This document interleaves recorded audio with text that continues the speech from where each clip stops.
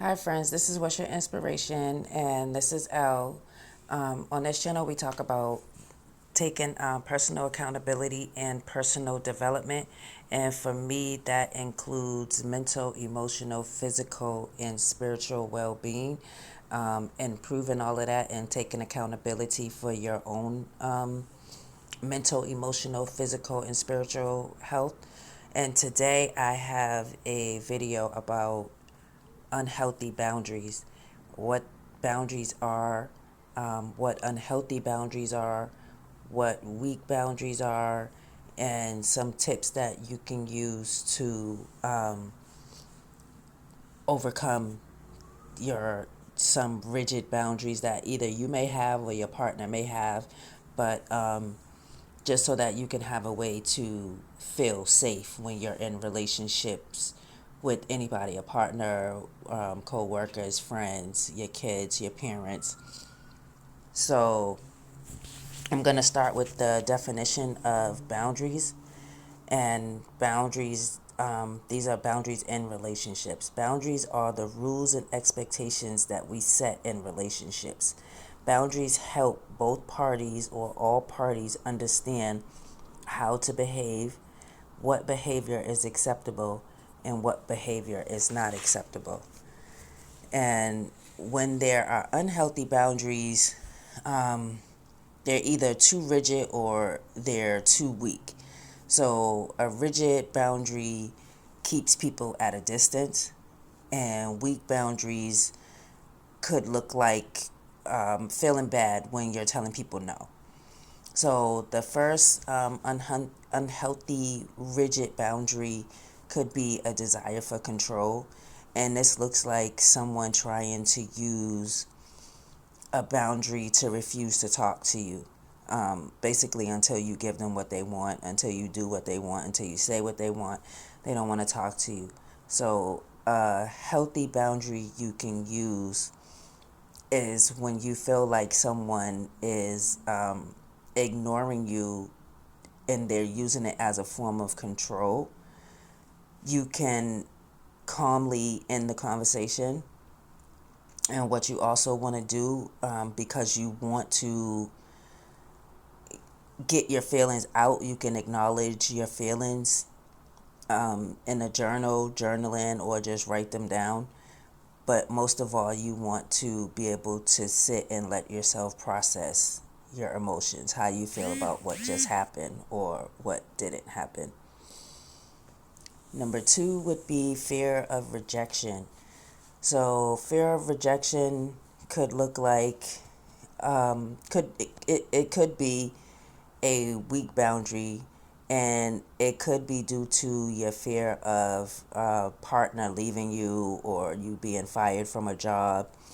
So you may not open up emotionally to them, because of your fear of how they would view your flaws.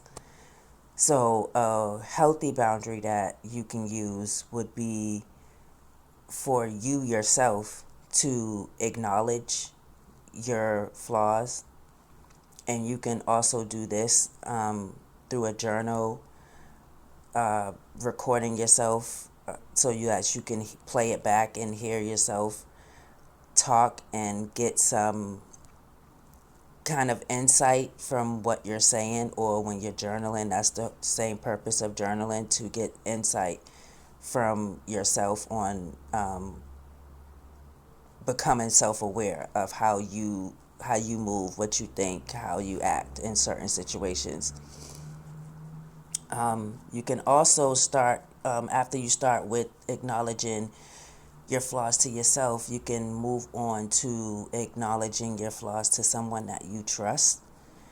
And then you can move on to acknowledging your flaws to your partner. And before you get to acknowledging your flaws to other people, you want to start to get yourself to understand that rejection is not a reflection on your self-worth. And you can also view rejection as a opportunity to grow personally, so personal growth.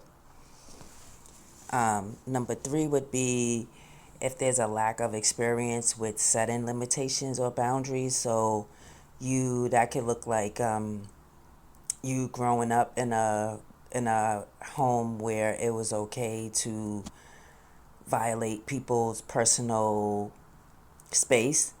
So when you get older, become an adult, and you go into a relationship, then you may think it's okay to invade people's personal space. So, or vice versa, your partner may think it's okay to invade your personal space. So, a healthy boundary in that situation would be to acknowledge their feelings, communicate your needs to that person, and you want to set the limitations, make them aware of the limitations, and you also want to make them aware of the consequence. And remember to set a consequence that you will stick to. So, number four would be an overly agreeable person. So, if you're just going along to get along, you don't want to get into conflicts, you don't want to tell people no because you don't want to be viewed as a mean person, or you think that they won't like you or they won't love you if you say no, then a healthy boundary you can set in that situation would be before you give an answer. If it's for example, somebody's asking you to do something for them or with them, and you may want to say no, but you're worried about how they feel. First, I just want to tell you that you're not responsible for how other people feel, especially about something that you want to do that you feel is better for you. So, instead of giving them a response right away, you might want to take some time, tell them I need some time, give me a couple of minutes, an hour. Sometimes you might even need a day before you give an answer to whatever someone's requesting of you. And you want to remember that saying no is not doing something wrong. It's not being mean. No is a complete sentence. So if you say no, someone should get that you don't want to do it. You should not have to further explain it. And you can also, in your own mind, just know that you saying no is the best thing that you can do for yourself and also the other person, because when you don't want to do something and you still do it, you're not really in a healthy place mentally or maybe even physically, because you might do it and you're probably pouting or like you got an attitude when you're doing it, and versus you doing it when you really want to do it and you're feeling good about it and you're upbeat and playful about what you're doing. So it's okay to say no. You just want to remember that it's okay to say no, and the person will get over it. That especially if they know that it's coming from a loving place and you're not doing it to be mean, you're doing it to be kind to yourself.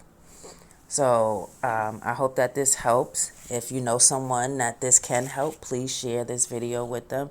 Also, leave a comment in the comments and let me know what type of boundaries that you have that have helped you through different situations.